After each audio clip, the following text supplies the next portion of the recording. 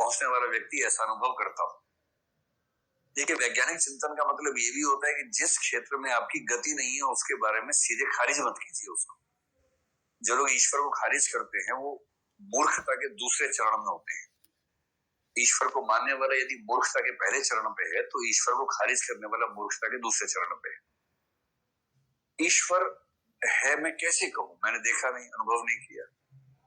पर ईश्वर नहीं है कैसे कहूं, ईश्वर का न होना भी मैंने कब देखा है, ईश्वर का न होना भी मेरे सामने कब साबित हुआ है। और ईश्वर कम से कम एक पोटेंशियल तो है, एक पॉसिबिलिटी तो है, एक संभावना तो बनती ही है। तो जो संभावना बनती है उसके बारे में आप बिना बात के खारिज भी क्यों करेंगे ना?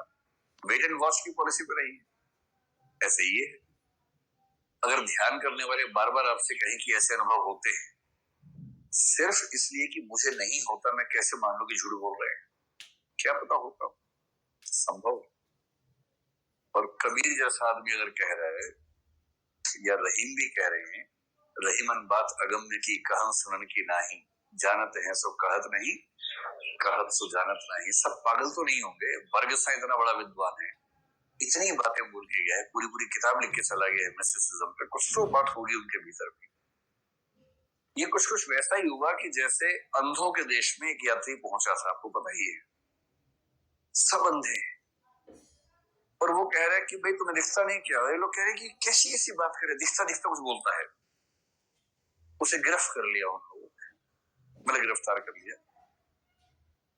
फिर जज के पास ले गए, जज ने पूछा कि क्या प्रॉब्लम है इसको, तो सर ये कुछ अनर्गल बातें बोलता है, दिखता, देखना, देख, ऐसा ऐसा कुछ बोलता है, इससे लोग परेशान है। जज ने पूछा, भाई जज भी अंधा, उसने पुलिस भी अंधी, सब अंधे। जज ने कहा कि तुम क्या क्या बोलते हो? और जज साहब आप देख नहीं पाते, आपके देश में कोई नहीं देख पाता, मैं देख पाता हूँ। जज ने देखा सच में पागल है, पागल खाने में बिजली के झटके देके इसका इलाज किया जाए। और फिर बिजली के झटके दे के उसका इलाज हुआ। कई बार ऐसा होता है कि झटके की जरूरत सभ्यता को थी और पड़ गई एक आदमी को, जबकि सच बेचारा एक आदमी बोल रहा था, क्या करे। कई बार सच एक आदमी बोलता है, गैलीलियो ने सच बोला था, कोपरनिकस ने सच बोला था, वो एक एक आदमी थे, इतने पिटे बेचारे, इतने पिटे उसके बाद, क्योंकि झूठ के संसार में सच बोलने में दिक्कत बहुत ज्यादा है। तो जो मैं आपसे निवेदन करना चाह रहा हूँ, ऐसे अनुभवों के बारे में ये मान के मत चलिए कि झूठ है, और ये मान के मत चलिए कि सामान्य है। हम वहां तक नहीं पहुंच पाए, लेकिन हो सकता है कुछ लोग पहुंचते हो एक संभावना के रूप में, तो उसको मानना ही चाहिए। आप में से कोई अगर मार्क्सवादी हो तो बुरा मान जाएगा इस बात का कि क्लास में अंधविश्वास सिखा रहे हैं सब लोग। अब कहेंगे बिल्ली रास्ता काट जाए तो उससे बच के रहना। तो ऐसा भाव आ रहा है मन में, तो लाइए, शौक से लाइए, क्योंकि आप क्या सोच रहे हैं मेरे बारे में, अगर ये भी मैं ही सोचूंगा तो आप क्या सोचेंगे, है ना? धूमधाम से सोचिए। चलिए आगे देखिए। तो जीवन के अनकहे सत्य का साक्षी हूं। साक्षी का मतलब उस एग्जाम्पल में कौन हुआ? अपने ही शरीर को दूर से देखना। इलियट की भाषा में कहते हैं कि जैसे व्यक्ति एक ही है, एक ही व्यक्ति से आप अपने बारे में सोच रहे हैं, किसी और के बारे में क्या सोचेंगे? एक तो है मैं, एक है वह।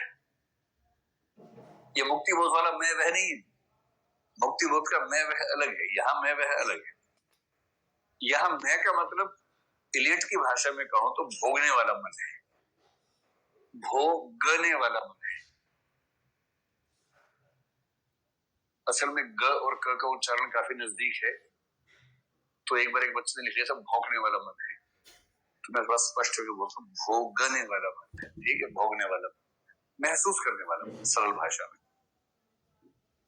तो जैसे किसी ने गाली दी आपको, मान लीजिए, कोई क्यों देगा, लेकिन फिर भी मान लीजिए एक सेकंड के लिए, किसी ने गाली दी, किसी ने पत्थर फेंक के मारा, टन की आवाज आई, उस समय जो महसूस होता है ना, जो आपका मन है, आपने किसी के लिए बहुत अच्छा करने का प्रयास किया, उसने कहा मुझे तुम्हारी फितरत पता है, तुम कितने घटिया इंसान हो, मैं जानता हूं, और ऊपर से अगर वाक्य है कि मैं जानती हूं, उसके बाद और संकट है, तब तो जीवन का उद्देश्य ही खत्म हो गया उसके बाद।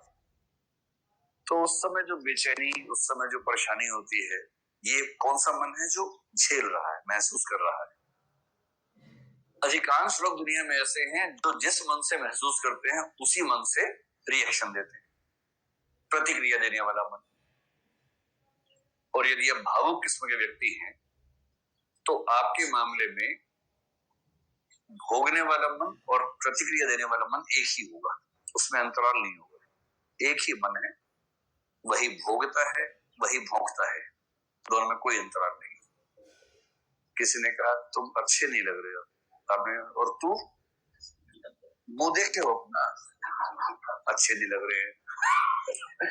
इस व्यक्ति को कोई अंतराल नहीं है, जैसे कुछ कहा किसी ने खटाक से जवाब देना है। किसी ने एक गाली दी, ये कम से कम 4 गुना वापस करेगा सूद के साथ, तुरंत। कुछ सोचना नहीं, समझना नहीं क्या कंडीशन है, क्या परिस्थिति है, मन में कुछ रखना नहीं है बैलेंस, तुरंत उसको सूद समेत वापस करना है। जैसे ट्रम्प इस समय ऐसा एक नेता है जो आमतौर पर इस तरह से रिएक्ट करता है।